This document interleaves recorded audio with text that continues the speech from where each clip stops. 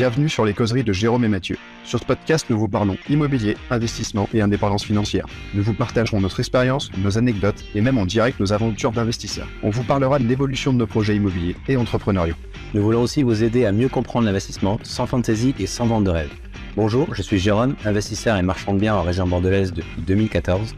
J'ai pu faire de l'immeuble de rapport, du locatif, de l'achat-revente et de la division foncière.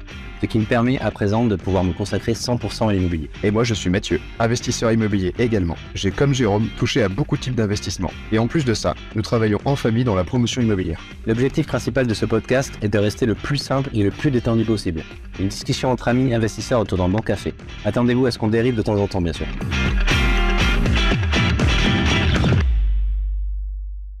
Salut à tous, bienvenue sur les causeries de Jérôme et Mathieu. On est super content de vous retrouver pour l'épisode numéro 8 aujourd'hui, qui est presque un peu spécial puisqu'on a enregistré le numéro 7 hier, mais on a des contraintes qui font qu'on vous en fait plusieurs à la suite. Donc on va pas répondre à vos questions sur celui-là. Ça va Jérôme ? Yes, bonjour à tous. Ouais, ça va, j'ai la forme, je me sens bien là, je me sens en forme. Pendant 2 jours j'étais malade, mais là je reprends du poil de la bête, je suis chaud comme la braise. Ah bah c'est bien. Moi je suis éclaté. Je viens de C'est pour faire ça. une épreuve de qualification pour les Mayens Rodan en crossfit. Bah tu vois, je tousse encore. Et je suis pulvérisé. Il est fatigué le pauvre garçon, il a fait un petit WOD, il est fatigué, ça y est, c'est plus de son âge. Ah, c'est horrible. En ce moment, je m'entraîne moins.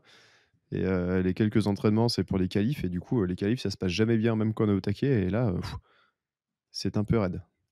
Et tu vas le refaire ou tu le fais en one shot? Non, non, je refais pas. T'as raison, Non, Inch'Allah. non. Inch'Allah. Ah, mais En one shot, t'as bien raison. T'as fait, bon, pour info, il a fait 260 en soulevé de terre à la fin du WOD. voilà, exactement, à une main. Ah, Et il non, non, mais je refais pas. Je pense que ça devrait passer quand même. C'est juste que je suis pas au niveau en ce moment, quoi. moi, Là, ça j'ai arrive, ça arrive, senti tout le long. Tu sais, t'es bloqué, t'essaies d'accélérer et non, ça veut pas, non, ça ça veut pas. ton corps, il te dit: «Non mec, qu'est-ce que tu fais? Pourquoi tu fais Ouais, ça? c'est clair. Va plutôt faire des podcasts et parler dans un micro et rester dans ton fauteuil, tu seras Ouais, beaucoup c'est vachement moins fatigant, ça. c'est beaucoup moins fatigant». Ah, mais je suis quand même content parce que hier, on a enregistré le podcast ensemble. On a fini, je sors avec, histoire de boire un café, vite fait dehors, j'écoute ma messagerie, j'ai un message d'un gars, qui a laissé un message: «Bonjour, je suis propriétaire d'un terrain de 7 000 m², à Missillac, là où je suis, je veux vous le vendre. Constructible, plein cœur de ville». Donc nickel, ça fait plaisir. Bon, évidemment, je l'ai eu au téléphone, il me dit: «Oui, allez voir et tout, c'est super, on vous contacte que vous». Bon, tu arrives sur place, il y a déjà un mec qui est en train de visiter avec des plans, donc tu sais que le gars, il a ratissé tout le Il y a déjà il le a maire pris qui est tout au le monde. courant, peut-être le Te maire. dit: on en veut un prix», je pense qu'il a cru qu'il était à Paris, mais c'est pas grave, ça fait quand même plaisir. Ouais, c'est bien, il se rappelle toujours de toi au moins. Il se dit: «Le jour où je vais le mettre en vente». Des fois, tu sais, tu mets des petites graines dans la tête des gens et le jour où ils vont vendre, ils vont se dire: «Attends, je me rappelle qu'il y avait le petit jeune Mathieu Paco la dernière fois qui voulait vendre, qui voulait acheter, Et pardon». bah, alors là, ça s'est fait comment? Je suis allé voir l'urbanisme de Missillac il y a quelque temps, parce que je cherche à développer dans le coin pour éviter de faire les allers-retours à Paris. Je suis allé voir qui j'ai vu? L'élu à l'urbanisme, qui est adjoint au maire d'ailleurs, je crois, pour présenter la société et ce qu'on faisait, quel, type d'opération je cherchais. Lotissement, construction, et voire même de l'investissement locatif et du coup, il a filé mes coordonnées à ce gars-là 2 mois après, qui m'a appelé dans la foulée, voilà. Vous voyez, c'est tout bête, hein? Ouais, ouais, ça arrive, ça peut arriver comme ça, comme, tu discutes avec un agent immobilier, un coiffeur ou quoi que ce soit et puis: «Ah, beh, oui, il y a tata Rachel qui vend son appartement», ainsi de suite. Bon, bref, on va pas revenir sur le comment trouver des biens immobiliers, mais ça peut arriver comme ça. Moi, Ah pareil, mais, ça fait plaisir en tout cas. ce que j'expliquais à Mathieu, demain matin, je visite une maison. Bon, je sais pas du tout, on va voir. Au niveau chiffre, ça a l'air pas mal, mais je visite une maison dans la région bordelaise. Pareil, j'appelle un agent immobilier qui m'a vendu une maison pour prendre des nouvelles. Et puis là, de fil en aiguille, il me dit: «Ah, ben ça tombe bien, j'ai un compromis qui vient de se casser. Il y a une maison qui revient à la vente, qui a été déjà fortement négociée. Puis ils ont un prêt relais, machin, bref, il y a toute une négociation à faire». Donc voilà, donc n'hésitez pas à toujours recontacter les gens. C'est ce qu'on vous dit, hein. Ce qu'on vous dit, c'est pas que des conneries. Et les choses qu'on dit en général, c'est les choses qu'on pratique nous-mêmes dans dans notre vie d'investisseur et de marchand de biens. Donc pratiquez, discutez, parlez, communiquez au maximum et ça va vous permettre de ramener des choses et de vous faire du réseau. C'est le réseau le plus important. C'est vraiment le réseau. Ouais, ça c'est clair. Ça En vrai, ça change tout. Ah, Avoir du carrément, réseau, ça change absolument tout. carrément, carrément. Bah, tu le vois, bon, on Hem, va parler aujourd'hui de la partie travaux et même d'avoir du réseau pour les travaux. Vous allez voir, vous allez vous rendre compte, on va vous raconter deux-trois petits trucs, de notre passé, tout ça. Quand une fois que tu as du réseau et que tu as des artisans de confiance, c'est pareil. C'est beaucoup plus, confortable de suivre un chantier comme ça. c'est clair. Mais avant de parler de ça, j'ai vu une actualité ce matin et je voulais t'en parler. Ouais, dis-moi. C'est, un article, bon, dans une super revue immobilière, ça devait être Le Figaro Immobilier, tu vois? D'informations de qualité. Mais, le titre, c'était, «AXA arrête le financement immobilier». Ah oui, Et en gros, il y aurait eu une note interne, que AXA, maison mère, a fait auprès de tous ses agents, généraux, disant: «On arrête de faire du financement immobilier, on gagne pas assez d'argent là-dessus». Et je trouve ça assez ouf, sachant qu'AXA est quand même le premier assureur du monde et une banque, pas une ah, banque à la base, mais quand même une banque, plutôt conséquente. Et ils en sont là, quoi. ils font pas assez d'argent, bref et ou alors ils voient que tout le monde augmente, ils se disent: «Bah, si on f pour se faire un minimum d'argent avec les crédits, beh, augmenter encore plus les taux, quoi». Donc c'est probablement ça le Ouais, problème. et on est quand même dans une période assez particulière, hein, je vois au niveau de la promotion.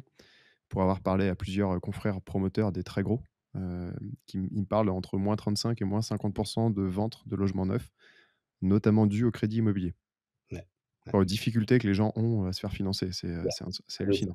un dossier sur 2 qui est refusé, bah, là, tu vois, la maison qu'on vient de proposer, c'est quelqu'un qui n'a pas eu son crédit. Il y a quelqu'un de mon groupe de formation qui m'a envoyé un message il y a pas plus tard qu'1 heure, qui est sur un projet pareil en région bordelaise, il a pas eu son crédit. Voilà, beaucoup de gens n'ont pas leur crédit donc c'est pour ça, Comment Ouais, c'est compliqué. C'est et comment compliqué. faut prendre cette information?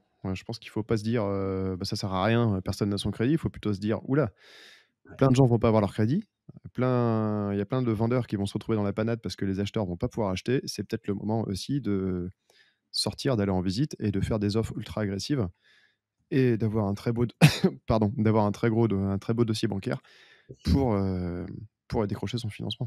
C'est là où c'est là où vous allez faire la différence, pour décrocher votre financement. On y viendra au financement, au sujet du financement, on vous expliquera pas 2-3 tips que nous on utilise, un peu plus que 2-3 d'ailleurs. Pour avoir au financement, voilà, c'est on va dire pas mal de gens ont des refus bancaires, mais il y a toujours une solution. Il y a toujours une solution à trouver. Si vous êtes motivé et que vous n'avez pas peur, d'aller, franchir les portes et d'aller frapper et d'aller voir les gens, frapper les portes, pas frapper les gens. C'est ça. N'hésitez pas et vous allez trouver vite, vite, vite un financement. Il y a toujours une solution. L'association, la société, voilà, il y a toujours une solution.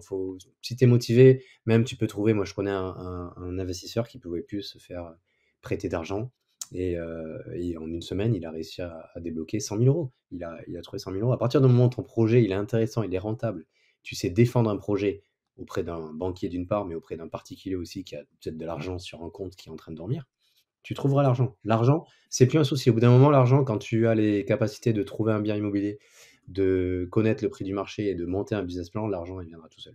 Ah bah, c'est clair, si tu tout projet rentable peut trouver un financement. Bah, bien sûr, là-dessus, Un moi, je suis projet de merde, non, il trouvera pas de financement, mais un projet, rentable qui peut faire gagner de l'argent, c'est sûr, il y a plein bah, de oui, gens qui cherchent à placer leur thune. exactement. Il y a des gens qui ont de Ça la m'a thune, ça m'a fait rigoler, dernier apéro IMO, c'était la semaine dernière là. Il y a un mec qui vient me voir, il me dit: «Mais, c'est quoi le secret, comment tu as fait pour emprunter autant? C'est quoi le secret?» Je lui dis: «Bah, il y en a pas en fait, un beau dossier bancaire et puis, à un moment, je me suis acharné, c'est-à-dire, 17 refus, j'ai pris, pour un bien». Beh, oui, Il me oui. dit: «Ah ouais, OK, d'accord, je pensais qu'il y avait un secret, mais non». Bah, en fait, ouais, non. Bah, non, il y a pas de secret, Faut j'en ai parlé s'acharner. la semaine dernière à la table ronde qu'on a faite à Bordeaux, là, quand j'ai fait l'intervention sur le crédit. Il y a une petite dame là qui était complètement débitée de l'investissement immobilier. Parce qu'elle nous raconte qu'elle était sur un projet d'une maison en région bordelaise. Elle a eu un refus de crédit. Donc elle a laissé tomber le projet. Je lui fais: «Mais attendez, vous n'êtes pas allé voir d'autres banques?» Elle fait: «Non, non, j'ai eu un refus, j'en ai marre, j'ai que des refus». Je fais: «Mais vous avez eu un refus? Vous pouvez pas aller voir, il y a des banques, il y en a au moins une Ouais, quinzaine, c'est ouf. il va y avoir plein des banques». Et puis par rapport à ce que la banque t'a évoqué, bon, on va pas rentrer dans le sujet, c'est pas le sujet du jour, mais par rapport à ce que la banque t'a évoqué, beh, tu adaptes le discours pour la prochaine banque, en fait, tout simplement. Moi, il y a des situations où j'ai complètement changé ma version et mon explication de projet à la banque pour que ça puisse passer, en fait, c'est juste ça. Tu adaptes par rapport à ce que la personne veut entendre en face de toi, tout simplement. Exactement. Ouais, c'est ça. C'est une Faut dire pièce ce que de la banque théâtre, veut entendre. mais on en discutera, c'est quand d'ailleurs le podcast sur le financement? Et ben, je ne sais pas, vu qu'en ce moment on prépare les podcasts, 15 minutes avant, c'est un peu Mais dur de savoir, c'est le prochain, c'est le prochain. Là, on va c'est le parler prochain? du coup des travaux et du choix de l'entreprise travaux. Comment, choisir votre entreprise travaux, comment déléguer les travaux et cetera. Et la prochaine fois, ça sera la recherche du financement. Où on invitera peut-être ou peut-être on le fera à la fin, une fois qu'on aura fait tous les sujets, un courtier. On verra. Bientôt, on fera des podcasts avec des invités. Ouais, on va avoir des gros invités. D'ailleurs, j'ai eu comment ça s'appelle, Yann Darwin qui m'a envoyé un SMS, il m'a dit: «Ouais, je suis chaud». Ah cool, ça c'est chouette, ouais. Il est chaud, il m'a dit: «Les gars, j'interviens, je viens à Missillac, je vais mettre la branlée à Mathieu Paco au CrossFit et après on se fait un petit podcast Allez, tous les c'est 3, ça qui est bon. tranquillou Gilou». Bon, de quoi on parle de beau alors aujourd'hui? On va parler des travaux. Le grand sujet, les travaux. Les travaux, comment on gère ça? Déjà la 1re grande question, c'est est-ce qu'on fait soi-même ou est-ce qu'on délègue? Ah, le grand Voilà, sujet, le grand débat. voilà. Est-ce que tu fais les travaux toi-même? Parce que j'en connais plein qui me disent: «Oui, Mmh. j'ai acheté un immeuble de rapport, ça fait 3 ans que je suis en train de le rénover». Ah, c'est bien. Ah cool, génial. Tu as acheté un Ça immeuble, c'est une bonne nouvelle. ça fait 3 ans que tu es en train de faire des travaux, ça fait 3 ans, du coup, tu fais des économies, c'est bien. Tu as fait des économies pendant 3 ans parce que tu fais les travaux toi-même. Tu as aussi économisé du loyer qui est pas rentré. Ah, exactement. Sauf que pendant 3 ans, beh, tu as pas de loyer qui est rentré et pendant 3 ans, beh, nous, on a eu le temps d'acheter 10 immeubles, en fait. C'est juste C'est ça, exactement ça. juste ça. Pendant que tu es en train de te faire chier à faire tes travaux, bah, on a eu le temps de chercher d'autres travaux, on a eu le temps de chercher d'autres financements, on a eu le temps d'acheter d'autres biens immobiliers. Donc du coup, vous avez vu, on a une position assez tranchée sur le sujet. En fait, moi j'ai la «chance» entre guillemets de pas savoir faire grand chose en travaux. C'est-à-dire que je suis plutôt, bon bricoleur, je vais me débrouiller, j'apprends vite, mais de base, je sais rien faire. Bon, à part démolir, mais ça, c'est plus, marrant qu'autre chose, quoi. Ouais, c'est clair. Ce qui fait que, bah, dès le début, j'ai cherché des gars pour faire les travaux parce que, à part mettre un coup de blanc, qui en plus, va être mal fait, j'avais pas trop le choix et je trouve que c'est tellement mieux. Non et beh, oui, en fait, il y a le fait de déléguer les travaux, d'une part, ça va permettre de vous focaliser votre temps sur quelque chose que vous aimez à côté. Après, vous pouvez bien évidemment aimer les travaux et faire des travaux parce que vous aimez ça. Là, je peux éventuellement comprendre. Mais si c'est une tâche, que vous aimez pas particulièrement, surtout ne le faites pas. C'est juste ça. Ah ouais, alors ça, c'est clair. Déléguer les travaux si vous aimez pas ça, parce que d'une part, ça va aller plus vite, parce que c'est une entreprise professionnelle qui va le faire, donc elle va aller beaucoup plus vite que vous, moins de contraintes. D'autre part, ça va vous permettre de focaliser votre temps sur la recherche de notre bien. Et troisièmement, vous avez la partie facture aussi. Si vous faites faire les travaux par une entreprise, vous avez des factures. Et le fait d'avoir des factures, ça permet de déduire des impôts. Donc, l'un dans l'autre, vous allez fortement y gagner parce que les travaux vont aller aussi nettement plus vite. Donc, vous allez louer aussi beaucoup plus vite. Donc, des rentrées de loyer qui vont aller beaucoup plus rapidement. Donc ça, c'est vraiment un point. Les gens qui font les travaux eux-mêmes, qui veulent faire des économies en faisant les travaux eux-mêmes, surtout, moi je dis c'est une vraie connerie, hein, faites pas les travaux vous-même. Bah, en fait, je pense que ça peut être pas mal pour les gens qui ouah, putain, je tousse encore du WOD d'avant, quoi, c'est horrible. J'ai la gorge qui brûle. Je pense que faire les travaux soi-même, c'est enfin, moi, je suis pas pour, hein, mais ça peut être pas mal pour un mec qui est ultra pro des travaux. Genre, le gars, il sait tout faire Voilà. Ouais. et en plus de savoir tout faire, il a du temps. Parce que si tu sais tout faire, mais que tu bosses 8 heures par jour et que tes travaux, tu les fais que le week-end ou le soir, enfin, tu vois, le soir, de 20 heures à 1 heure du matin, déjà l'enfer. Ça te dit en Mais si fait. tu les fais que le week-end, c'est si ça devrait te prendre 3 mois en temps normal, je sais pas, ça va te prendre combien de temps? 1 an et demi? Prendre un an et Combien de demi vacances et pour faire tout? 2 La misère. Ouais, pour faire 2 apparts et puis pendant que tu es en train de faire tes travaux, bah, tu fais pas autre chose, tu as ta vie de famille, bah, tu en profites pas. Il y a tout ça à prendre en compte en fait. Dans la partie investissement immobilier, c'est bien le côté finance, le côté investissement, le côté rentabilité, le côté, rentier, parce que c'est un mot à la mode. Mais après, il y a la partie aussi, vie de famille et aussi votre vie à vous. Si, votre quotidien, c'est faire des travaux le soir de 20 heures à minuit et tous les week-ends, faire que des travaux, bah, si vous avez une femme à la maison, au bout d'un moment, elle va peut-être en avoir plein le cul et vous allez rentrer, elle sera peut-être avec le voisin, tu vois? Donc C'est con ça. donc à un moment donné, faut savoir déléguer, ça fait partie du management de projet. De l'investissement locatif et le marchand de biens, c'est du management de projet. Donc, apprendre à déléguer, c'est déjà la première chose Ouais. qu'il Par faut contre, faire. un truc qui peut être pas mal pour, quelqu'un qui est enfin, qui bosse dans les travaux, qui fait vraiment ça à plein temps et qui a envie de se sortir de sa boîte. J'avais entendu une interview d'un gars qui faisait ça, c'est un ancien couvreur dont j'ai bouffé le nom, mais tu l'as sûrement, entendu cette histoire-là aussi. En gros, ce que lui a fait, c'est qu'il s'est mis à acheter des hôtels, je crois en Bretagne, à rénover entièrement, à transformer en appartements et ce qu'il a fait, il a créé une entreprise de travaux pour lui tout seul. Il a quitté son boulot et il a, mis, genre, je sais pas, je vais dire une connerie, il achetait un hôtel à 100 000 balles, il mettait 200 ou 300 000 € de travaux dans l'enveloppe, de financement qui se facturait, lui-même. En gros, son entreprise facturait, à lui et et ça lui permettait de vivre là-dessus et il faisait les travaux lui-même. Par contre, il y passait tout son temps, c'était un vrai boulot, mais c'était une solution pas mal pour se financer soi-même ses travaux. Mais, jamais je recommanderais ça à un gars qui d'une n'est pas expert des travaux et qui de 2 n'a pas la possibilité de faire ça à plein temps, quoi.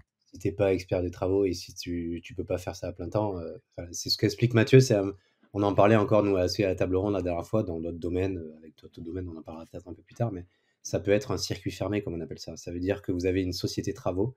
La société travaux, donc qui est créée par exemple par Mathieu Paco, va faire les travaux dans la société immobilière de Mathieu Paco. Donc ça veut dire que l'argent de la société travaux va revenir à la société immobilière. Non, l'inversement. La société immobilière va payer des factures de la société travaux. Donc l'argent reste toujours au sein des mêmes personnes, des mêmes C'est ça. propriétaires.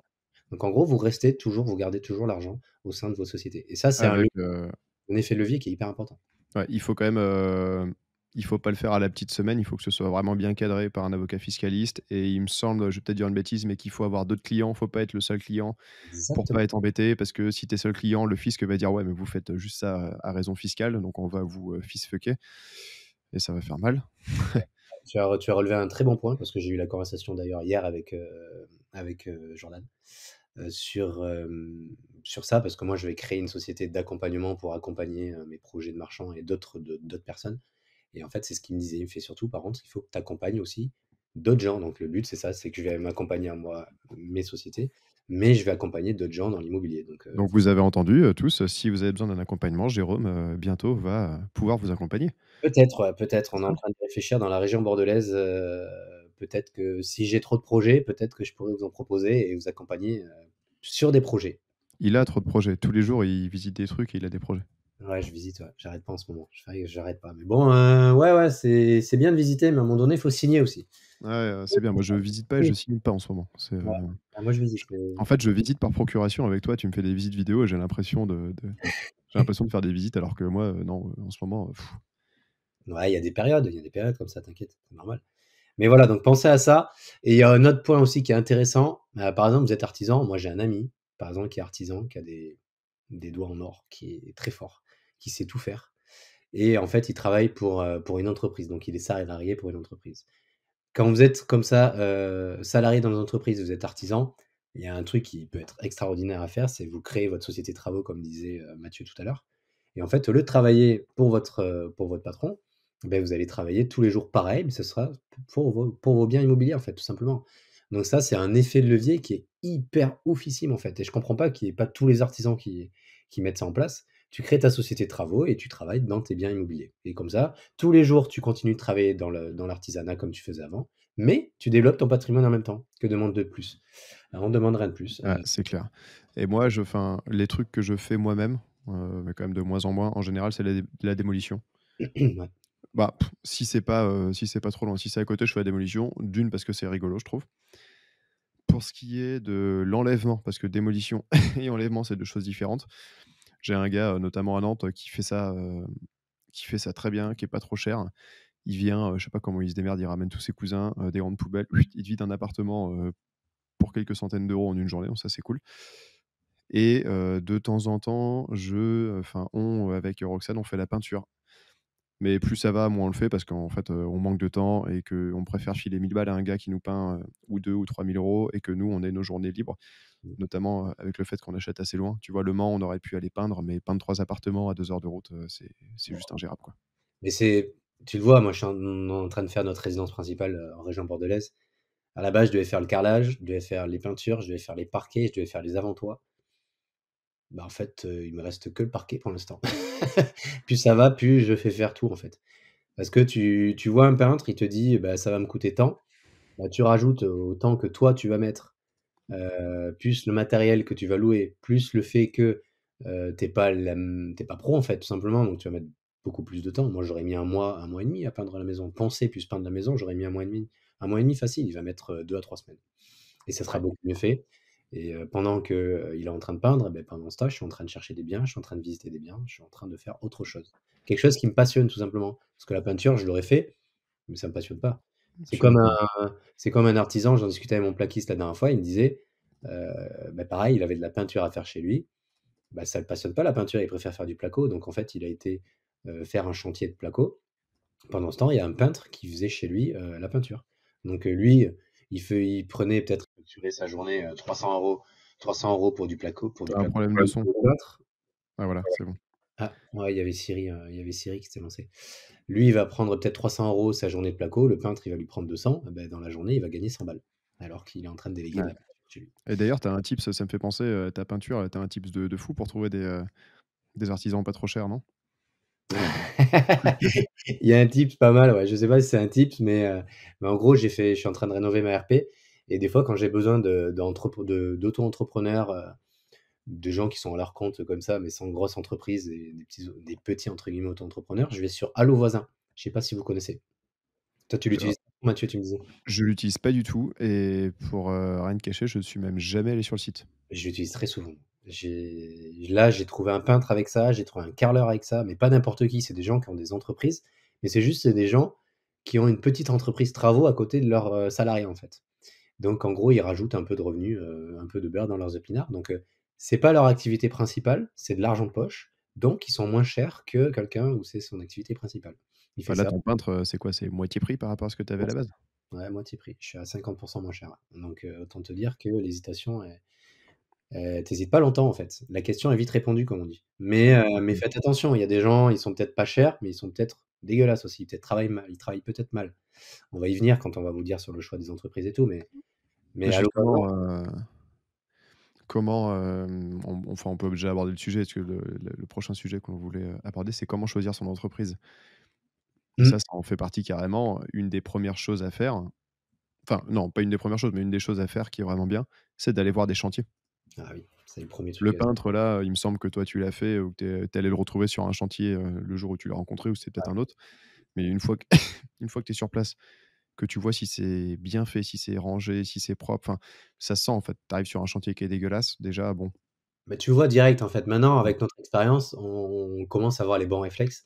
Moi, j'ai vu son prix, j'ai fait: «Écoutez, c'est pas normal, vous êtes 50 moins cher, il y a un couac quelque part». Je lui ai dit: «Dites-moi où vous êtes». Il me dit: «Je suis sur un chantier». Je fais: «Bah, dites-moi où vous êtes, j'arrive». Donc il m'a donné l'adresse. Un quart d'heure après, j'étais sur le chantier.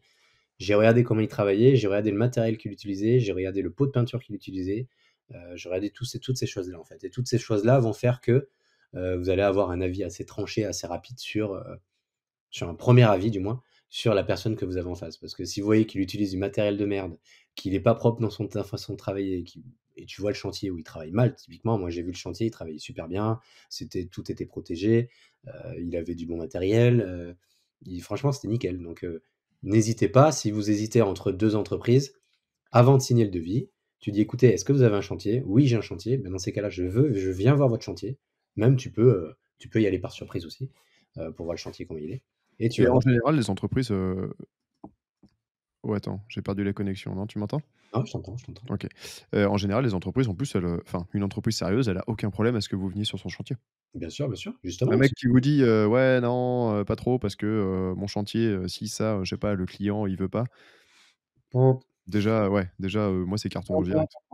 beh, tu dégages, suivant, parce que des artisans, il y en a plein, et puis casse-toi. Parce que dès que vous avez un artisan à la C'est con, ça. je veux dire que le chantier, il peut vite être compliqué. Il peut vite, Ah ouais.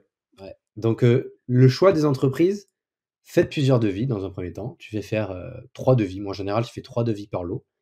Une fois que tu as les 3 devis, en général, tu auras un pas du tout cher, un très cher et un au prix moyen.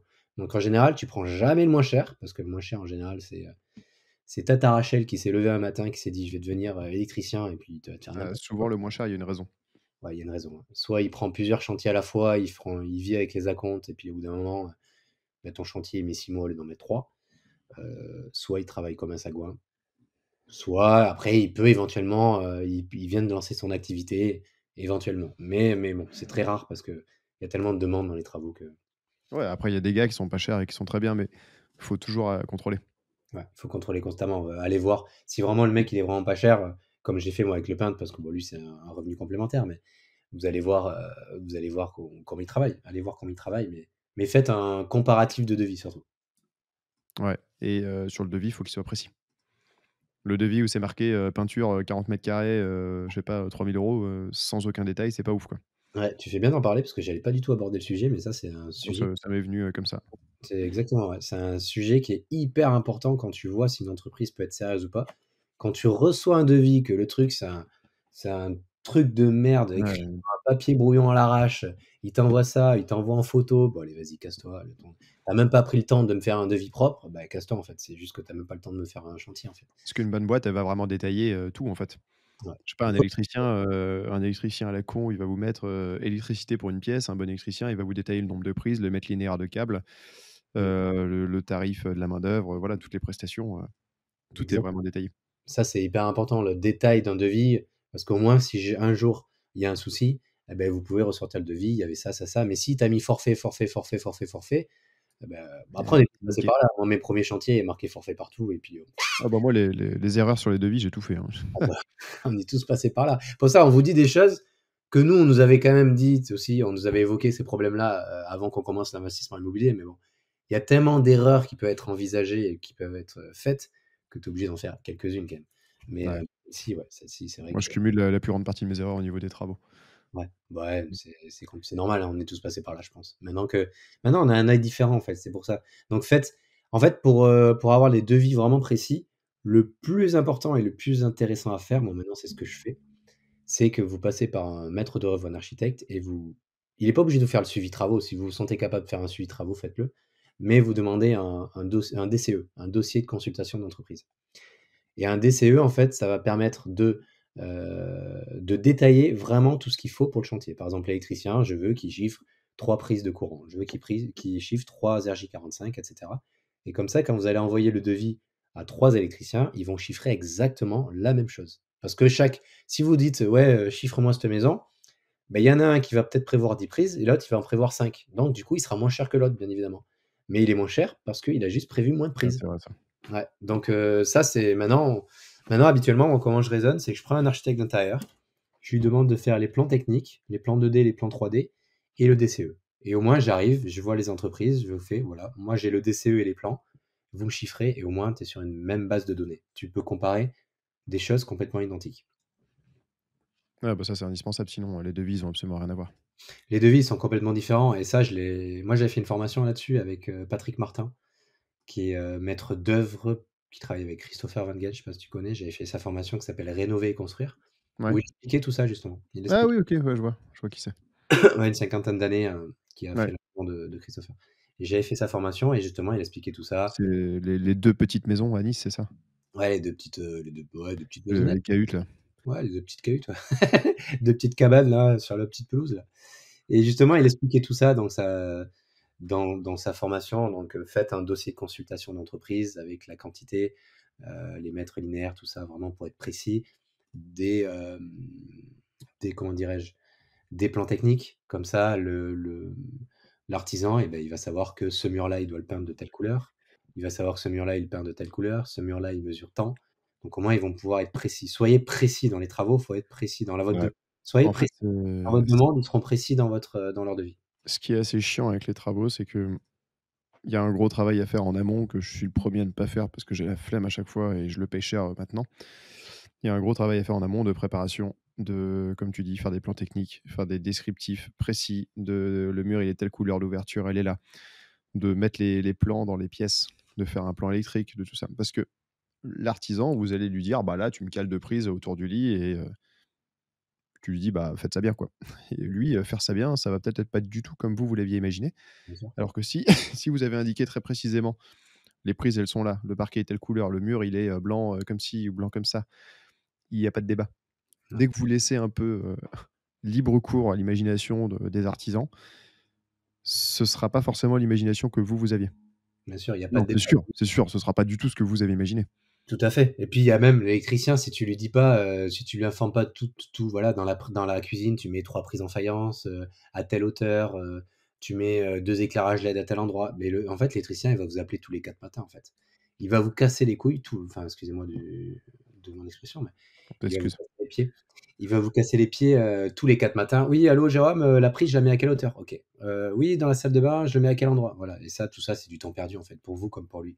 Ah, c'est trop chiant. Ah, Préparer des le chantier au maximum. Moi, c'est un truc maintenant, c'est un truc que j'aime bien par contre.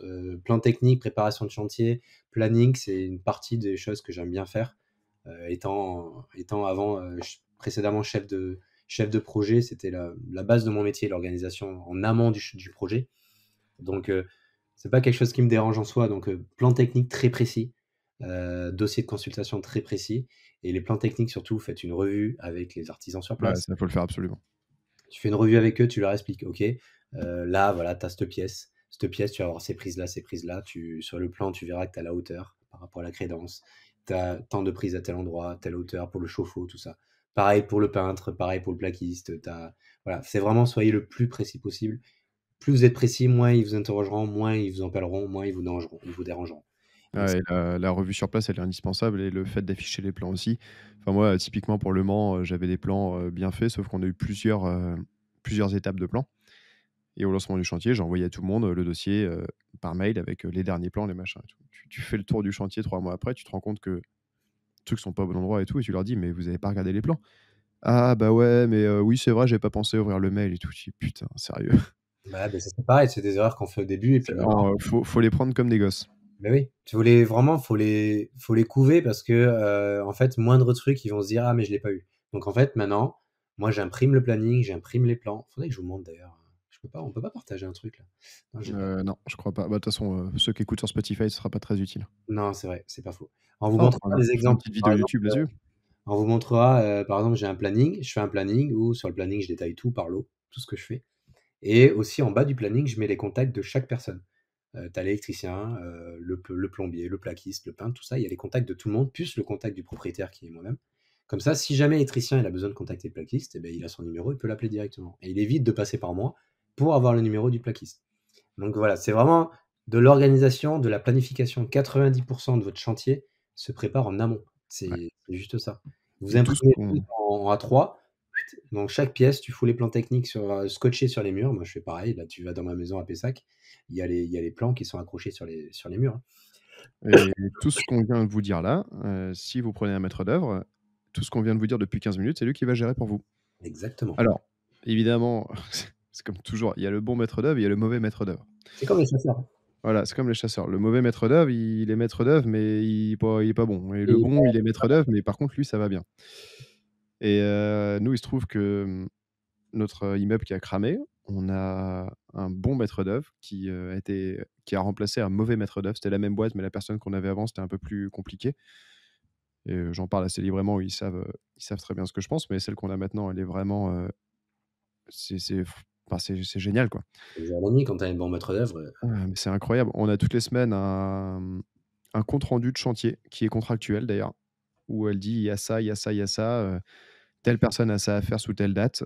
Si personne ne conteste, c'est contractuel et faut s'y tenir. Ouais. Les informations sont dedans, donc nous, on est à distance, on peut gérer. J'y suis allé la semaine dernière pour voir, parce qu'il faut quand même se rendre sur place de temps en temps. Mais la maître d'œuvre, c'est une dame, là, elle prend les décisions, elle t'appelle, quand il faut changer quelque chose, elle t'appelle, elle gère tout, elle t'envoie les factures propres et tout. Enfin, c'est génial. Le temps gagné, il est incroyable. Elle te gère les boîtes. Moi, clairement, j'en entends pas parler et la seule personne que j'ai en contact, c'est le maître d'œuvre, donc j'ai pas, 15 entreprises différentes qui peuvent m'appeler pour me poser des questions et c'est vraiment un super confort. C'est, vous payez la tranquillité en fait. Quand vous passez par un maître d'œuvre, pardon, vous payez la tranquillité parce qu'un maître d'œuvre en général, il va vous prendre 10%. Je dis bien en général parce que ça dépend un peu des prestations, ça dépend du budget travaux, ça dépend de tout ça. Il vous prend en général 10% du montant des travaux. Ouais. Sachez que, bah, vous pouvez tomber sur un très mauvais maître d'œuvre comme a pu évoquer Mathieu, mais sachez que si vous tombez sur un bon maître d'œuvre qui travaille bien, vous allez certes le payer 10% des travaux, mais ces 10% là, vous allez très vite vous les rembourser. Je sais que moi, j'ai un immeuble qui se finit à peine là, tu vois? J'ai un immeuble de 5 appartements qui se finit tout juste maintenant. Ça fait environ 1 an et demi qu'on est en train de faire les travaux. J'aurais pris un maître d'œuvre à l'époque parce que c'est à distance. Ce serait sur Bordeaux, je peux les gérer les chantiers sur Bordeaux, c'est pas un problème. Mais à distance, maintenant, je prendrai constamment un maître d'œuvre parce que le chantier, il aurait été plié en 6 mois. 6 mois, ça veut dire que j'aurais fait 6 mois de location. À 4 000 ou 5 000 euros le mois, ben vous calculez, 5 fois 6, 30, ça fait 30 000 euros. Le maître d'œuvre, j'aurais dû payer 10%, donc j'aurais dû payer 18 000 euros. Donc j'aurais gagné 12 000 euros. En Ouais. passant par le maître d'œuvre, j'aurais certes payé 18 000 euros, mais j'aurais gagné 12 000 € de location. J'ai exactement la même situation au Mans. Je suis passé par un mec qui était maçon qui me dit: «Non, mais moi j'ai l'habitude, je fais maître d'œuvre». Ouais, C'est pas son métier, hein. «Je fais maître d'œuvre, je te mets mes potes artisans sur le coup». Donc les potes artisans, très bien. Sauf qu'en fait, le maçon n'est pas maître d'œuvre. Lui a fait de la merde sur d'autres chantiers et est arrivé en retard. Je te la fais courte, moyennant quoi 1 an de retard de chantier, des embrouilles dans tous les sens, 50 000 € de loyer de perdu à peu près, je pense que ça va être ça en location courte durée. Si j'avais payé le maître d'œuvre tout de suite, ça m'aurait coûté, pareil 15 peut-être 20 000 si j'avais payé très cher. Le bien serait loué depuis 1 an, il y aurait 50 000 € de loyer en plus, et plutôt que se faire chier à y aller là de temps en temps, à gérer les trucs et c'est jamais bien fait, les mecs font la gueule parce que du coup c'est en retard et tout le monde est fâché. Heu, c'est ça. Tu as le fait aussi, tu as le fait d'une part quand vous gérez vous-même, bah, vous avez peut-être pas les connaissances, vous êtes pas tout ça, donc il y a du retard et puis en plus, lui, il va toujours dire l'artisan: «Mais non, c'est la faute de Pierre, Paul ou Jacques, qu'on est en retard», tout ça. Et là, la puissance du maître d'œuvre, tu as d'une part que le fait que ça soit cadré, ça c'est une chose, mais tu as aussi le maître d'œuvre, s'il est vraiment carré, tu peux engager des pénalités de retard avec lui. Donc en fait, tu lui mets la pression sur des pénalités de retard. Tu lui dis: «Écoutez, vous, si vous avez 3 mois pour faire le chantier. Si le chantier, au bout de 3 mois et 1 jour n'est pas terminé, beh, chaque jour supplémentaire, chaque jour de dépassement, pour vous, c'est des préjudices parce que vous perdez de la location, vous perdez du loyer tout simplement. Donc c'est des pénalités que les entreprises travaux vont avoir en fait tout simplement, qui seront déduits des travaux. Donc encadrez-vous par des sociétés comme ça, encadrez-vous. Il y a des entreprises tout corps d'État qui peuvent être très bien aussi. Je sais que moi, ouais, ouais, carrément, ouais. quand j'ai commencé, on m'a toujours tout le monde me disait: «Jérôme, passe pas par une entreprise tout corps d'État, parce que l'entreprise tout corps d'État, du coup, ce qu'elle va faire, c'est qu'elle va sous-traiter, elle est pas spécialiste dans tout. Soit elle va sous-traiter plusieurs lots, donc du coup, elle va prendre sa marge en plus que l'artisan, donc ça va être encore plus cher. Soit ils font tout, mais ils font rien à la fois, ils travaillent mal. Donc j'ai dit: «OK», quand j'entends très bien cette explication-là, mais d'avoir plusieurs entreprises, différentes, c'est un vrai bordel. C'est un vrai bordel, heu, vous allez rien gagner, en fait. Vous allez rien gagner, sauf si vous avez quelqu'un qui rassemble tous les éléments et qui fait la maîtrise d'œuvre, vous allez rien gagner du tout. C'est pour ça Ouais. qu'une entreprise tout corps d'État, ça peut être très bien. Ça peut être très bien. Après dans les options, il me semble qu'il y a aussi le courtier en travaux qui peut être pas mal, mais j'aurais du mal à en parler parce que je suis jamais passé par ce genre de prestation. Moi non plus, parce que le peu de fois où j'ai contacté un courtier travaux et ou que quelqu'un de mon entourage en a contacté, j'ai l'impression que c'était à chier, donc Ouais. je veux pas porter de jugement dessus, mais j'en ai jamais vraiment, Ouais, côtoyé. je sais que l'option existe, il paraît que c'est moins cher que les maîtres d'œuvre, mais bon, j'ai pas d'expérience sur le sujet du tout. Moi non plus. Je suis pas hyper fan du principe, mais pourquoi pas éventuellement. De toute façon, les travaux, il y a pas de miracle, vous allez pas trouver, enfin, il y a pas de solution magique pour, que tout soit à 50 moins cher, quoi. Ouais. À un moment donné, si vous voulez de la qualité, si vous voulez quelque chose de bien, faut Ouais, payer. ça se paye. Il faut arrêter de sortir du cul pendant 15 ans. C'est bien de vouloir faire des économies dans tous les sens, mais les économies, au bout d'un moment, tu les payes. Toute petite économie, bah, au bout d'un moment, tu vas les payer. Donc, il y a pas de il y a pas d'artisan qui va venir gratos, tu vois? Donc, si tu vois que lui, il est beaucoup moins cher, au bout d'un moment, il y aura une couille. Il y aura une couille dans le pâté. Si lui, il te dit: «Je fais tout corps d'état», en fait, le mec, à tout moment, il est que carreleur. Donc la plomberie, il va te la faire, mais bon, il est pas super spécialisé. Donc faites attention à ça et il y a un autre point, on va commencer un peu à aborder le sujet un peu délicat. Si, si vous prenez l'entreprise tout corps d'état, assurez-vous que l'entreprise soit bien assurée tout corps d'état. Parce que L'assurance, si c'est un gros sujet, l'entreprise, ça. ouais, si l'entreprise te fait de la plomberie, te fait, tout, plomberie, électricité, carrelage, mais qu'elle est assurée uniquement sur l'électricité, il va y avoir un gros problème là. Là, il va y avoir un très, très gros problème. Ouais, nous, on a eu le cas, sur un projet de marchand de biens où enfin, c'est après, on rentre vraiment dans le détail, mais c'est relou. On a pris un gars qui était poseur de fenêtres, Mmh. qui nous a posé des fenêtres PVC ou alu, je sais plus lequel des 2. Mais en gros, le gars était assuré pour poser des fenêtres PVC et il nous a posé des fenêtres alu ou l'inverse et on a dû actionner la dommage ouvrage et la DO nous a dit: «Ouais, mais le gars était pas assuré, en fait». Toi, tu es là, tu dis: «Bah, en fait, si, il est assuré pour poser des fenêtres». «Oui, mais non, regardez le détail, tel type de fenêtre et pas les autres». Et je te jure, le sujet, c'était ça et tu dis: «Waouh, truc de ouf» et ce que nous a dit notre assureur, il dit: «À la limite, il faut tout vérifier et vous pouvez nous poser la question. Envoyez-nous l'attestation d'assurance, on va vous dire exactement, ce sur quoi vous serez protégé». Tout à fait. Parce que Vérifiez ouais, avant de signer un devis avec une entreprise, heu, vérifiez, demandez les attestations d'assurance, demandez l'attestation décennale, demandez la RC Pro. demandez vraiment toutes les assurances qu'ils ont. Si vous n'arrivez pas à avoir les informations ou quoi que ce soit, si vous avez un avocat ou votre assureur ou quoi que ce soit, posez-leur la question directement, ils vont pouvoir vous guider là-dessus. Ils vont pouvoir Et vous en aider. fait, c'est toujours le même sujet, les assurances. Moi, je suis le premier à laisser ça en me disant: «Ouais, c'est bon et tout». Sauf que l'assurance, c'est toujours le truc, quand il y a pas de problème, il y a pas de problème. Mais quand il y a un problème, le fait de ne pas avoir, vérifié un document, ça peut vite coûter, je sais pas 50-100 000 balles si c'est, une intervention un peu grave, tu vois? Je sais pas, un maçon qui t'a ouvert un truc, le mur tombe, finalement tu découvres qu'il était pas assuré.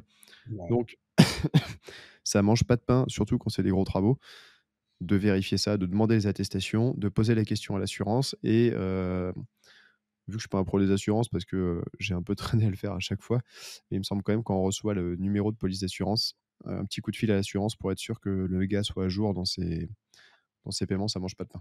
tout à fait. Vous voyez qu'il soit à jour dans ses paiements, vous voyez qu'il est bien, comment dirais-je, je sais plus ce que je voulais dire. Qu'il soit à jour dans ses paiements, qu'il est Faut qu'il bien, soit bien assuré, quoi. ouais, qu'il soit bien assuré. Et regardez même l'identité de la société. Vous tapez le nom de la société et vous tapez société.com juste après sur Google. Et là, vous allez voir, vous allez trouver le statut de la société, vous allez voir l'intitulé de la société. Est-ce que Victor, qui t'a facturé des travaux tout corps d'État, est-ce que c'est bien une société avec le statut tout corps d'État? Est-ce que c'est pas un statut autre? Voilà, Ouais. faites. Et la vérification, internet, elle est hyper importante parce qu'on a les avis. Mine de rien, ça compte et ça permet aussi de voir, sur société.com si le mec, il a pas créé sa société la semaine dernière et si c'est pas, un escroc qui, encaisse les acomptes et se barre avec les acomptes. Bon, l'objectif, de ce podcast, c'est pas de faire flipper, hein. Moi, j'ai jamais eu de soucis comme ça. Mais mine de rien, de temps en temps, on entend des gens qui disent: «Bah, j'ai fait un virement de, je sais pas, 15 000 € à mon maçon et le mec a disparu». Et tu découvres qu'en fait, le gars, il a pris, 10 chantiers, il a pris les acomptes de tout le monde, 15 000 fois 10, donc il fait 150 000 balles, il a fermé la société, il s'est barré. Ouais, ça, il y en a eu beaucoup à une période. Je sais pas s'il y en a toujours, mais moi, ça m'est jamais arrivé, mais il y en a eu beaucoup. Il y en a Bah, eu- j'ai revu des messages sur le club des rentiers il y a pas longtemps, un gars à qui c'est arrivé et là, bah, là, c'est la grosse merde. Donc pour vous prémunir de ça, vérifiez société.com. Bon, je suis pas, il faudrait, quand on fera venir Jordan, il nous dira tous ces trucs-là, parce que moi, je suis pas du tout spécialiste, mais en gros, vous vérifiez sur société.com si la société existe bien déjà, si elle n'a pas été créée la semaine dernière, s'il n'y a pas de, je sais pas, d'avis, parce que parfois en tapant le nom du dirigeant, bah, tu vas avoir les avis Google ou arnaque, machin qui sort. Ouais, Ça mange pas de pain de vérifier ça.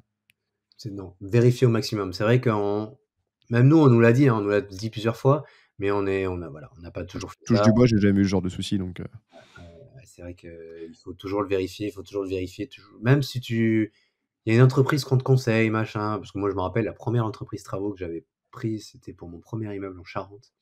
C'est un gars de notre formation qui m'avait conseillé, le gars.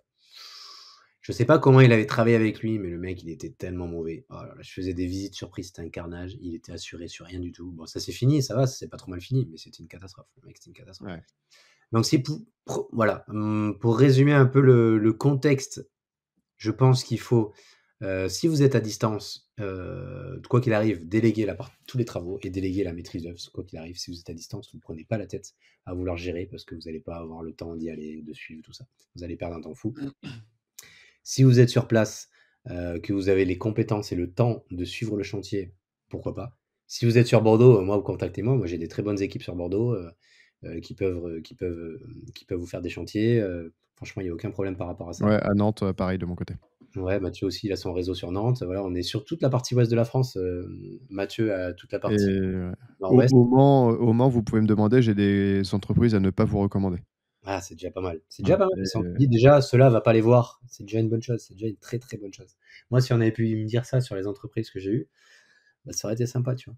Mais voilà, n'hésitez pas à nous contacter si vous avez besoin d'artisans ou quoi que ce soit dans la région, soit nantaise, soit bordelaise ou ben, au Mans, hein. Donc, n'hésitez pas à nous contacter. On vous dira, non, eux, tu peux y aller, eux, tu peux ne pas y aller. Et on peut vous aider, hein, on peut vous accompagner, on peut vous aider dans le suivi. On n'est pas maître d'œuvre, attention, hein. Moi, j'ai pas la casquette de maître d'œuvre, j'ai pas les Non, assurances, mais partagez, notre expérience. et on peut vous C'est partager, avec on plaisir, ouais. peut vous aider. Moyennant, une bière ou un café, puis Deux peut-être bières, un jour, deux bières, ou une pinte, 2 bières ou une pinte, ouais. une bière, faut pas. Une bière, mais oh, eh, les gars, plus qu'une Ça bière. dépend ça dépend de l'heure, hein. Ouais, c'est vrai que s'il est 11h, je mets Parce deux, trois que bières. comme dirait l'autre, tout travail mérite sa bière. C'est ça, tout Oh là exactement. là. Mais Et ouais, on n'en sait rien les gars, donc n'hésitez pas, déléguer, aux bonnes personnes ou alors si vous voulez le faire vous-même, organisez au maximum plan 2D, plan 3D, plan technique, dossier de consultation d'entreprise, planning détaillé. Je vous montrerai peut-être que sur Instagram, je partagerai, les documents que je ah, ce pratique. serait cool. Je partagerai peut-être, ouais, le planning que je fais et tout ça. Avec qui je l'ai partagé la dernière fois?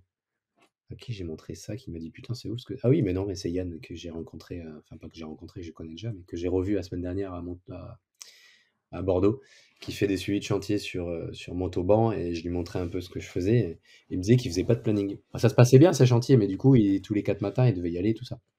Ouais, ouais, bah, je fais pas de planning non plus parce que je suis pas discipliné moi, mais je suis Ouais. pas forcément un exemple à suivre.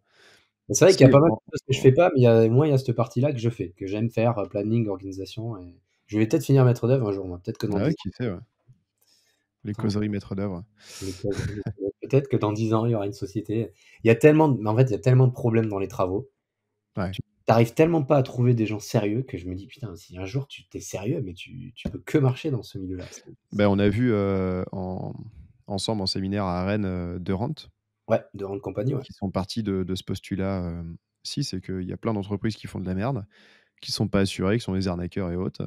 Eux, ils ont créé une boîte, c'est clé en main. Alors les prestations sont enfin variables mais fixes, tu as un cahier, un catalogue. Ça coûte relativement cher, quoique.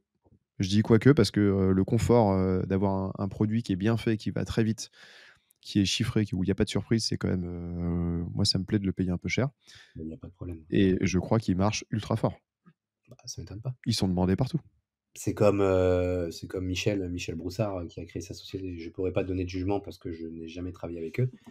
Mais en gros, il s'est rendu compte que, il y avait un gros problème pour les travaux des investisseurs immobiliers. Donc il a voulu créer une société, on va dire, ouais, travaux clés en main, où il fait du suivi travaux tout en France. Donc en gros, il vous déleste, de toute la partie suivi travaux et c'est eux qui gèrent tout ça. Mais Je sais ça, pas ce ouais, qu'ils valent, je sais pas ce qu'ils valent, je les ai jamais pratiqués, mais voilà, c'est leur objectif. Leur objectif, c'est il y a une demande, répondre à cette demande. C'est le but d'un entrepreneur, hein. mais ça, il y a de la demande partout. Ça me travaille un peu l'esprit parfois, mais je pense pas être fait pour ça, pour gérer des travaux, déjà pour moi, ni pour les autres.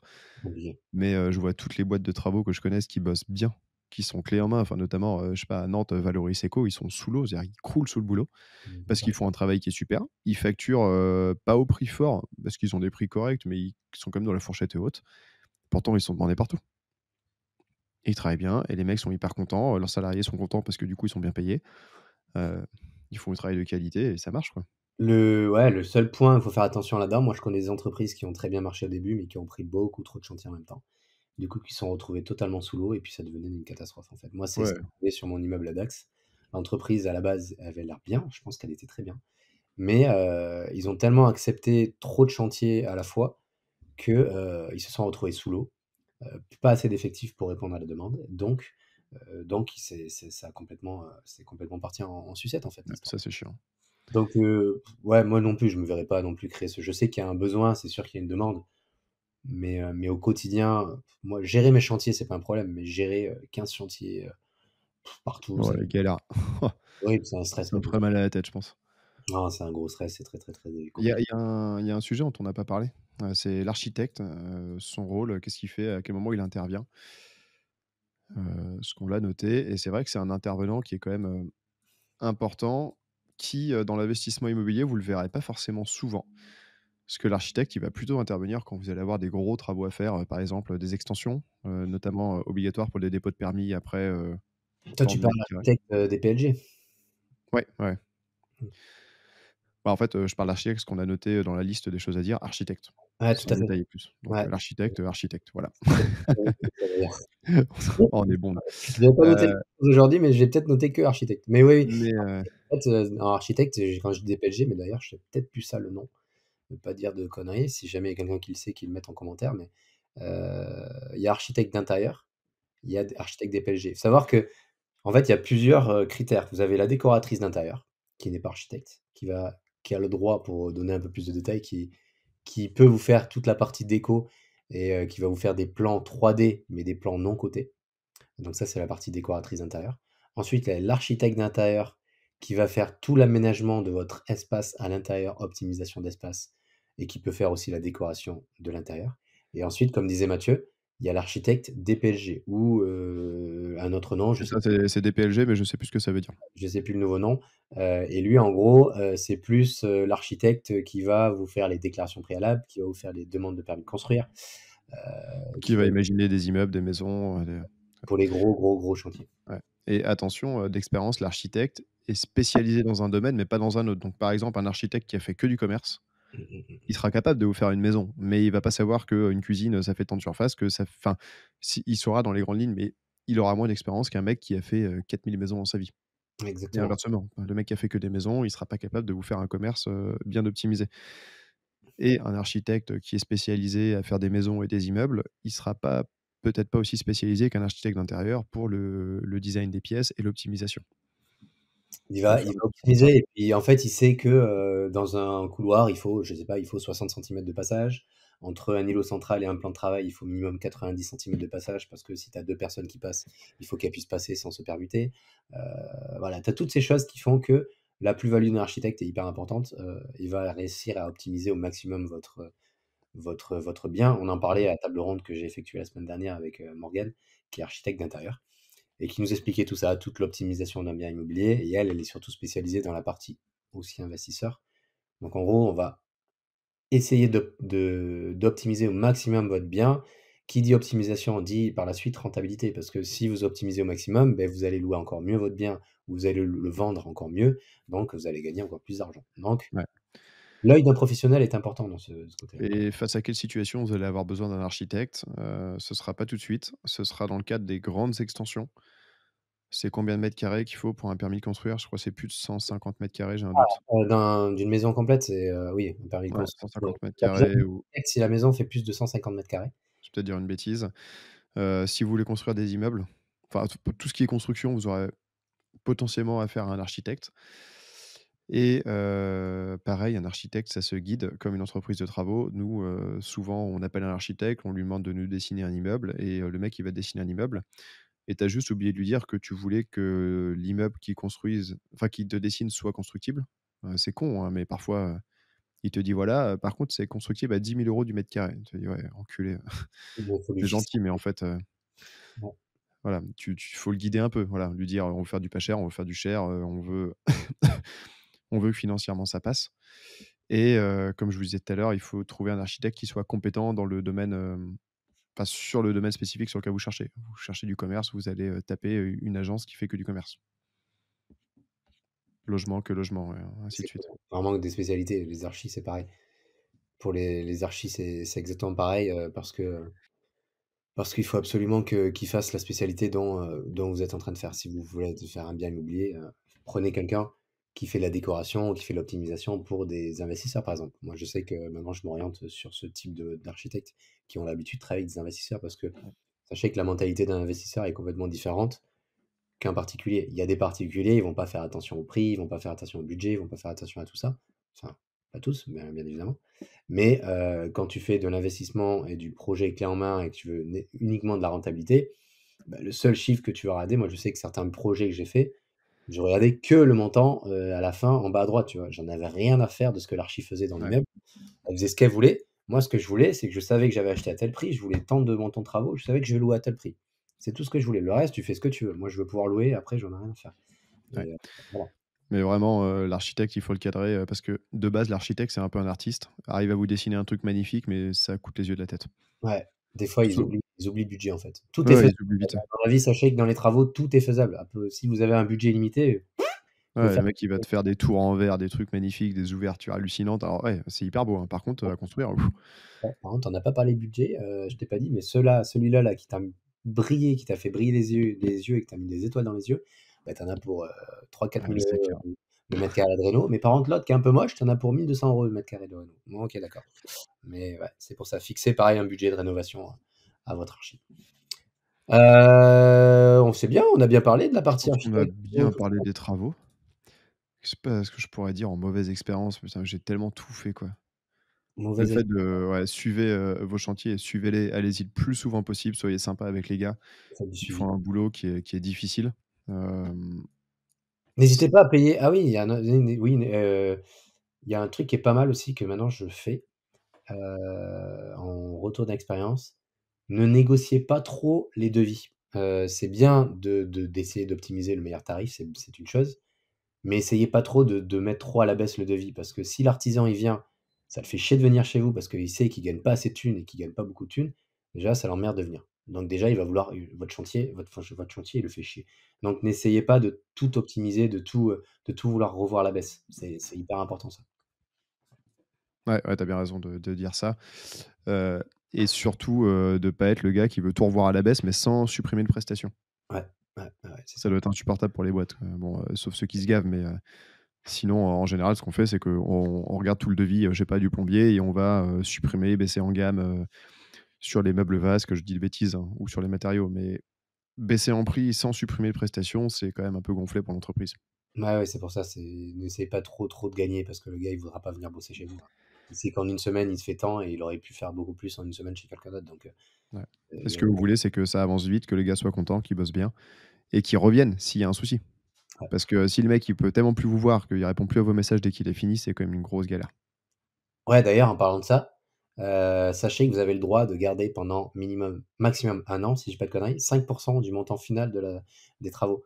Donc, moi, ce que je fais maintenant, au début, je le faisais pas, mais maintenant je le fais, donc on est là pour vous partager un peu nos conneries et ce qu'on fait maintenant sur nos retours d'expérience. Puis en conneries, on s'y connaît, nous. Ouais, on est pas mal. Niveau conneries, on est pas mal. Pas mal. Gardez 5 du montant. N'allez jamais payer la totalité de la facture finale de l'artisan tant qu'il n'a pas fini et gardez une somme parce que l'artisan, s'il reste de l'argent, il viendra. Mais si vous avez tout payé et que, il reste des choses à faire, il ne reviendra plus jamais. Si c'est un Ouais, bâtiment, surtout s'il s'en fout, vous le reverrez pas. tombez sur un gars qui était à chier, la seule solution pour le retenir et pour le faire venir, c'est l'argent. Bataillez pas, c'est l'argent. C'est la seule Ouais, solution. c'est sûr. Il y a que ça qui marche. Donc, gardez toujours 5. Gardez 5. Tu peux pas garder plus légalement, mais 5 tu as le droit de garder 5. Et pareil sur les acomptes, 30 maximum, c'est bien. Parfois 50 ça peut s'entendre, mais Ouais, 50. 50 ça commence à Moi 50 et beh, il va voir Martino si j'y ouais. suis. Je vais pas donner 50. Mais essayer de rester sous les 30 parce que, enfin, tu vois, typiquement, j'ai eu le cas au Mans, le gars, il m'a fait un truc à chier, dans le jardin. Il m'a dit: «Ouais, 50», c'était un auto-entrepreneur, «50 du montant, ce serait bien parce qu'il faut que j'achète, tout le gazon synthétique, ça coûte, 900 balles, ma trésor et tout». Tu es là, tu as envie d'être gentil, tu fais: «OK». Pas être chiant. Finalement, il m'a fait un truc moisi, le gars est jamais revenu, j'ai essayé de l'appeler, 1000 fois, il a jamais répondu. Ah ouais, putain. Et bah, tu es niqué, quoi. Ouais, bah, ouais, tu es niqué, c'est ça. Donc, donnez pas trop, qu'il faut donner un acompte, c'est normal, mais voilà, 30 en général, c'est le montant un peu logique. Si on vous demande, 50 et on vous redemande 30 à la moitié du chantier, ah bah, Martino, il va voir ailleurs. Mais Et faites attention, ouais. et après, il y a un sujet qu'on n'a pas abordé, c'est la réception des travaux. Déjà, il y a un truc, quand, par exemple, votre plaquiste a terminé, si le peintre commence à travailler dessus, sur le placo et que 3 semaines après avoir travaillé, il vous dit: «Ouais, mais le plaquiste, il a fait de la merde, moi je prends pas», c'est fini, en fait. À partir de la seconde où il a commencé à bosser, il a le terme technique, c'est qu'il a accepté le support et c'est lui qui devient responsable du support sur lequel il travaille. Exactement, exactement. Ouais. Donc ça, faut bien checker, sachant qu'une réception de support, ça se fait pas n'importe comment. Il y a des règles qui sont hyper précises, je sais pas si ça se trouve dans les DTU ou enfin bon, bref, il y a une réglementation. Par exemple, si on veut réceptionner, du carrelage, on peut pas, mettre, tu sais, la lampe, vraiment hyper rasante et haute. En fait, il y a des critères minimums. Je crois qu'un mur en peinture, ça se réceptionne à 1,50 m de distance. Enfin, il y a voilà, il y a des critères comme ça. Je vous souhaite de ne jamais avoir à connaître ça parce que si vous connaissez ça, c'est qu'en général, vous êtes avec un huissier sur place et que vous passez un sale moment. Et que c'est la merde. C'est Voilà, que c'est Déjà, la pour merde. savoir tout ça, ce qu'on est en train de dire là, c'est que vous devez vous douter qu'on a eu ce genre d'emmerde. Et en fait, pourquoi on devient des gros cons? C'est pas parce qu'on est des gros cons à la base, c'est parce qu'à force de se faire enfiler dans tous les sens, bah, les baux, se transforment, de 2 pages à 25 pages, les contrats de travaux, c'est pareil, tout devient plus long. Tu es obligé de te protéger constamment en fait, c'est ça. C'est ça et en fait, chacun rajoute sa couche d'expérience, de mauvaise expérience et ça finit par faire des contrats de 2 000 pages et on passe pour des gros enfoirés, comme enfin moi j'ai rendu service à un gars, sur une location. Ouais, il est très bien, l'agence d'intérim, le locataire, il est très bien, logez-le et tout. Bah, tu sais, tu checkes pas trop, tu veux rendre service. Bah, moyennant quoi, il me doit 17 000 balles, il m'a ruiné un appart, il m'a jamais payé, Faites confiance en personne, en fait. faut pas Vérifiez être gentil. En fait, il faut être juste. Juste mais pas gentil. c'est ça. Il faut pas être trop bon, ouais, parce que trop bon, trop Enfin, con. La réception du chantier, comme disait Mathieu, c'est hyper important et si vous voyez qu'il y a des choses qui vous plaisent pas, mettez des réserves, en fait. Dites: «OK, moi, j'accepterai le chantier et je vous paierai la facture finale à condition que, voilà, cette, accroc qu'il y a sur le mur, vous le réparez, cette prise qui n'est pas mise, vous la mettez». Mettez des réserves, c'est des professionnels. Vous, vous êtes des particuliers. Donc si vous êtes particulier, vous êtes non sachant de certaines choses. Donc eux, c'est les professionnels, ils sont là pour vous conseiller, ils sont là pour faire du travail de professionnel. Donc sachez que l'artisan, le professionnel sera toujours, embêté face à un particulier. Vous êtes non sachant, donc face à un juge, l'artisan perd. bien Enfin, sûr. le professionnel perd dans quasiment, tous les cas. Mais bien sûr, c'est face à un particulier, particulier face à un professionnel. Le professionnel, beh, il a intérêt d'être droit dans ses bottes, d'avoir toutes ses assurances, d'avoir tout fait réglementer, tout droit, parce qu'autrement il est dans une mer de noir, en fait. Donc voilà, pour la réception de votre chantier, essayez d'être le plus carré possible. S'il y a des choses qui ne vont pas, notez-le, On le tracez, note parce que tout ce qui est dit mais pas écrit, ça vaut rien. rien dire. Vous Ça pouvez va pas dire devant le juge: «Oui, mais il m'avait dit qu'il reviendrait, il m'avait dit que». Ouais, mais en fait, s'il te l'a pas écrit, bah, pareil, il faut des ça photos, n'existe pas. il faut des trucs et voilà, comme disait Mathieu, à partir du moment où le peintre, eh beh, il a commencé à peindre sur le placo qui a été fait par le collègue, d'à côté, bah, il a accepté le support. Il a dit: «OK, je peins». Donc ça veut dire que pour lui, le support était bon. Donc c'est sa responsabilité par la suite. Donc voilà, faites attention à tout ça. C'est un milieu particulier les travaux, hein. Ça fait déjà 1 heure qu'on en parle et Ouais, c'est franchement, chiant, j'aime pas, ouais. je m'en En rendais fait, pas compte. j'aime bien quand ça se passe bien, mais dès que ça part en sucette, c'est horrible, quoi. Ouais, ça peut vite partir en sucette. Ça peut vraiment, plein de choses. Faire des études de sol, faire des études de structure quand vous ouvrez des murs. Enfin, il y a vraiment plein de choses qui peuvent rentrer en compte et Et ouais, on va faire peur à tout le monde, mais on peut se faire avoir. Enfin, nous, sur un chantier de promotion de 50 logements, on avait une entreprise de gros œuvres qui nous a fait des malfaçons partout. On avait un bureau d'études, un bureau de contrôle, une responsable travaux chez nous, un architecte, l'assistant de l'architecte et tout. Et pourtant, le gars a mis les mauvais fers à béton dans les balcons, il a fait des malfaçons dans tous les sens. Enfin, tu vois l'enfer, quoi. donc tu vois que tu peux faire Et confiance tu aux beau être bien entouré, parfois ça se passe mal. Donc, je dis pas ça pour vous faire peur, mais il faut être quand même un peu accroché, quoi. il faut anticiper. Faut anticiper, s'encadrer des bonnes personnes et être accroché, et ouais, c'est quoi qu'il arrive, ce sera pas une partie toujours plaisir. C'est pour ça que beaucoup de marchands de biens maintenant font plus de travaux, hein. Moi, je vois sur Bordeaux, la plupart, ils font de la division, division, division. Ils me le disent: «Moi, je veux plus être emmerdé avec les travaux, j'ai galéré» et je commence à comprendre pourquoi ils font ça. Ouais, ou faire du neuf. Le neuf, c'est quand même beaucoup plus simple. Ouais, ou le neuf, c'est vrai que ça peut être moins emmerdant. Et encore, mais encore, ça dépend Mais pour bon, il reste quand même des choses à faire, en travaux, des choses bien. Et je voulais dire un truc, mais ça y est, je viens de l'oublier. C'est con. Mais je OK, pense qu'on beh, on est pas mal, on a une on a petite bien heure. fait le tour parce qu'en plus il est 3h15, moi dans 5 minutes, il faut que je m'échappe. Toi, J'ai un tu vas autre aller visiter encore? j'ai un autre rendez-vous, j'ai des visites, ouais, j'ai des visites. Faut que tu t'échoppes, c'est ça, comme on dit à Bordeaux? Je m'échappe, ouais. Ouais, c'est vrai. J'ai 2 visites donc écoutez, j'espère que ça vous a plu cette partie travaux. Donc pour résumer un peu la chose, faites plusieurs devis, faites des plans très précis, comparez les devis entre chaque entreprise et si vous êtes à distance, prenez un maître d'œuvre surtout et si Et la vous êtes à Nantes, contactez-nous. Ouais, et la confiance n'exclut pas le contrôle. Si vous devez retenir un truc, c'est ça aussi. Ça, c'est exactement, c'est une très Soyez bonne présents sur vos chantiers, regardez, même si vous êtes débutant, c'est pas grave. Si vous êtes là, vous vous y intéressez et ça se vous allez passera déjà apprendre beaucoup mieux. vous allez apprendre et voilà, suivez au maximum vos chantiers, soyez le plus carré possible en amont, encadrez votre chantier, suivez votre chantier, plan technique, DCE, devis comparatif, voilà, je pense qu'on a fait un bon résumé des travaux. Checkez les assurances, voilà, vraiment vraiment attention à tout ça et n'hésitez pas à déléguer la partie travaux si vous en sentez pas capable Ouais, parce qu'ils et sont très bons là-dedans. si on vous a fait peur, excusez-nous. C'était pas l'objectif et faites des travaux parce que c'est quand même un des meilleurs moyens de faire exploser des plus-values, de valoriser un bien et d'avoir des beaux produits. Plutôt que de louer des merguez, sans faire de travaux. Mmh. Il Des faut travaux bien faits, vous êtes tranquille pendant des années. vous êtes tranquille après et au moins vous valorisez un bien assez facilement. C'est ça. Bon allez, faut qu'il aille. Merci à tous. Allez, merci à tous, au revoir.